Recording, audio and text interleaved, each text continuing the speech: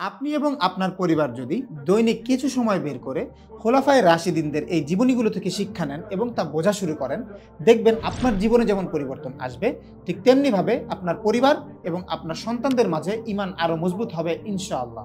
খোলাফায়ে রাশিদিন হচ্ছে এমন চার ব্যক্তি যারা ইসলামের প্রথম চার খলিফা। মহানবী সাল্লাল্লাহু আলাইহি ওয়াসাল্লামের অত্যন্ত ঘনিষ্ঠ সাহাবী ছিলেন তারা, এবং তার মৃত্যু পরবর্তীকালের সময়তে ইসলাম প্রচার ও প্রসার করার দায়িত্বে তারাই পর্যায়ক্রমে নিযুক্ত হন।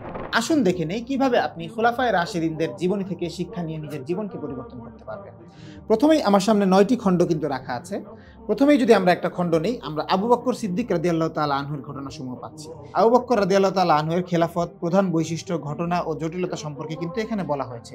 ঠিক তেমনিভাবে পর্যায়ক্রমে কিন্তু খুব সুন্দরভাবে সূচিপত্র দেওয়া আছে। আমরা যদি দ্বিতীয় খলিফার জীবনীতে চলে যাই, আমিরুল মুমিনিন ওমর ইবনে খাত্তাব রাদিয়াল্লাহু তাআলা আনহু, যিনি কিনা ছিলেন ইসলামের সর্বশক্তিশালী একজন খলিফা। তাকে দেখলে কিন্তু আমরা জানি শয়তান পর্যন্ত রাস্তা ছেড়ে দিত।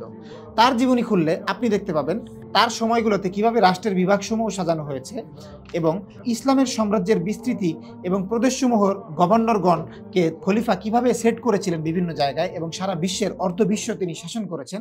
এই বিষয়গুলো কিন্তু সুন্দরভাবে সূচিপত্র আকারে সাজিয়ে দেওয়া আছে। এর পরবর্তীতে আমরা যদি তৃতীয় খলিফার জীবনীতে চলে যাই, হযরত ওসমান ইবনে আফফান রাদিয়াল্লাহু তাআলা আনহুর জীবনে যদি আমরা চলে যাই, যিনি ছিলেন ইসলামের তৃতীয় খলিফা। ইসলাম সাম্রাজ্যের প্রদেশসমূহ এবং গভর্নরবৃন্দ, মানে তার সময়তে যেই সকল প্রদেশগুলো ছিল এবং সেই সকল প্রদেশে যে গভর্নরগুলো ছিল, সেই বিষয়ে কিন্তু স্পষ্টভাবে দেওয়া আছে।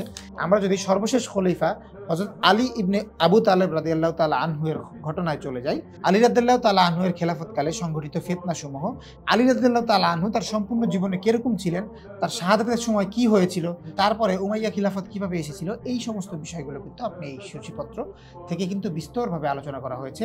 আমরা আপনার কাছে তুলে দিচ্ছি এমন একটি বই যেটি আপনি দীর্ঘদিন সংরক্ষণ করে রাখতে পারবেন, কারণ এতে আমরা ব্যবহার করেছি হার্ড কভার, হার্ড বাইন্ডিং, খুবই সুন্দর এবং উন্নত মানের ছাপা। এই বইগুলো আপনার আখিরাতের জন্য একটি বিনিয়োগ হিসেবে কাজ করবে।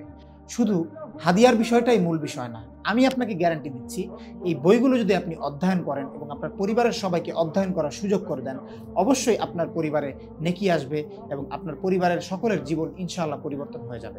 তাই আপনি যদি চান এই বইগুলো সংগ্রহ করতে এবং নিজের জীবনকে পরিবর্তন করতে, অর্ডার নাও বাটনে ক্লিক করুন এবং নিচের ফর্মটি সাবমিট করুন। আসসালামু আলাইকুম ওয়া রাহমাতুল্লাহি ওয়া বারাকাতুহু।